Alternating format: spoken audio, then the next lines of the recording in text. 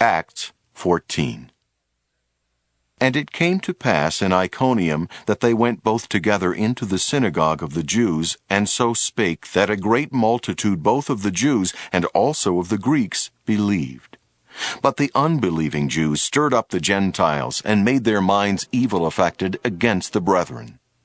Long time therefore abode they, speaking boldly in the Lord, which gave testimony unto the word of his grace, and granted signs and wonders to be done by their hands.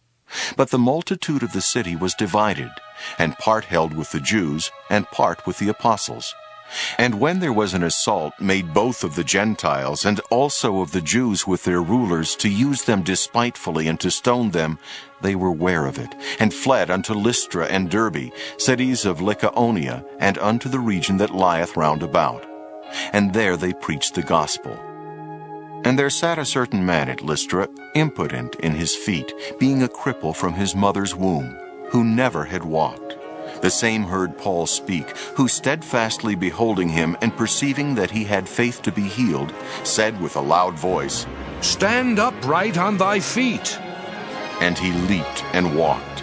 And when the people saw what Paul had done, they lifted up their voices, saying in the speech of Lycaonia, The gods are come down to us in the likeness of men. And they called Barnabas Jupiter, and Paul Mercurius, because he was the chief speaker.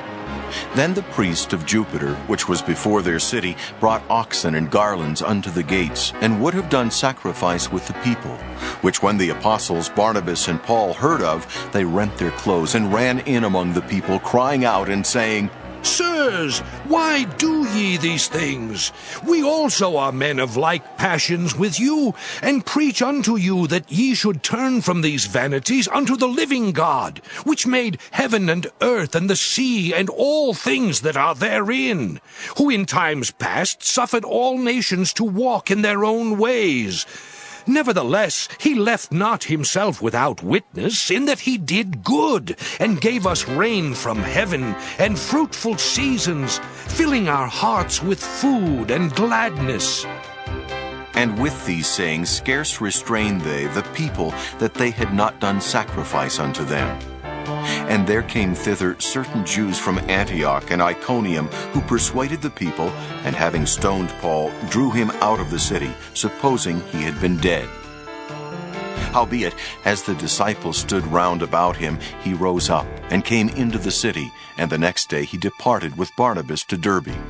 And when they had preached the gospel to that city, and had taught many, they returned again to Lystra, and to Iconium and Antioch, confirming the souls of the disciples, and exhorting them to continue in the faith, and that we must through much tribulation enter into the kingdom of God.